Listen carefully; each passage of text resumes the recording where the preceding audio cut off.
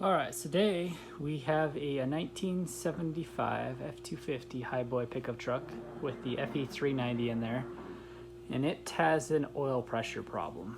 We've kind of looked into it a little bit already.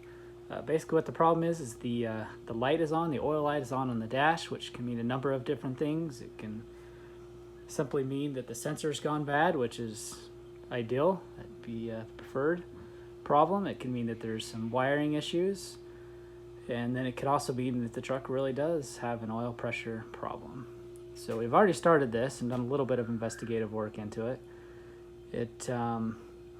First of all, before we dive any more into that, we'll kind of show you what we're after here, a little bit about the truck.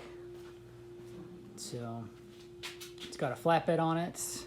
I purchased it a few months ago, and when I purchased it, there was no oil light on, but after going through it with a little bit of detail there, I noticed that the sensor was unplugged on this truck.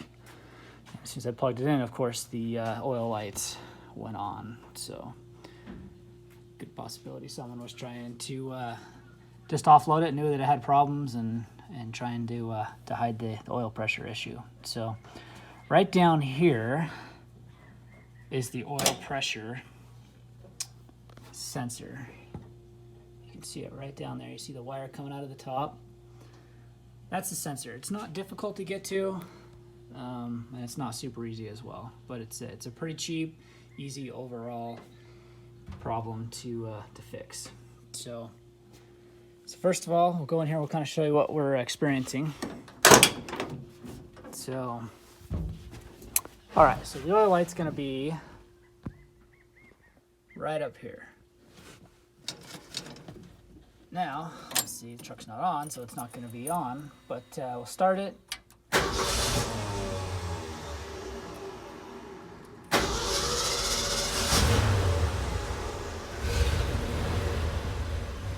Oil light immediately comes on. Turn it off, oil light goes out.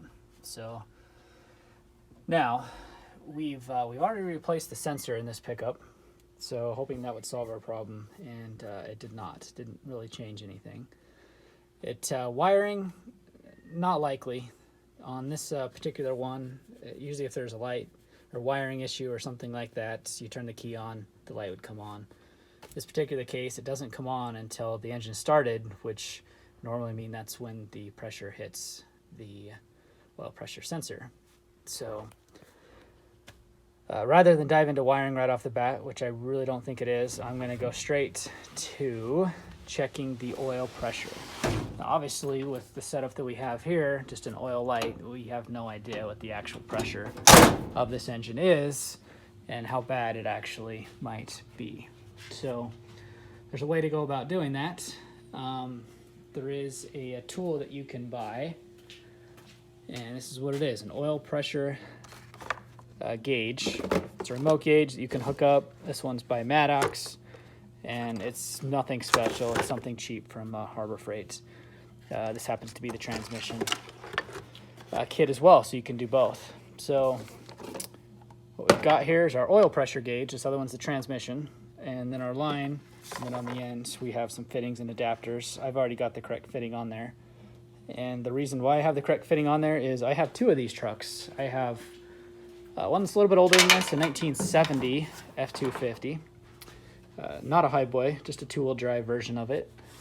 And I wanted to see, I knew that engine was pretty decent in that truck. It's run well. It's supposedly recently rebuilt. So, well, yes and no. Anyway, I did pull the oil pressure sensor out of that truck, and I hooked up this gauge, and I started the engine and ran it, and that truck is between 50 and 60 psi, depending whether it's at idle or at RPM. So that's good oil pressure. It's like we want to see. So I'm really like to see somewhere in the ballpark on this one, and hopefully there's some other issue there. But I fear that it's probably going to be much less than that. So how we're going to go about doing this is we need to pull that sensor out once again. Probably the preferred way of going about this would have been when I replaced the sensor to just check the oil pressure and see what it was, and or just pull out the old sensor and check it before I went to the work of buying one. But sensors were cheap. I believe they're like $9. I didn't have this gauge yet, and so I was just hoping I could simply go about it that way and solve my problem. But not so lucky in that department. So I'm gonna go ahead and I'm gonna hook this all up, and then I'll be back and we'll see what we have. So.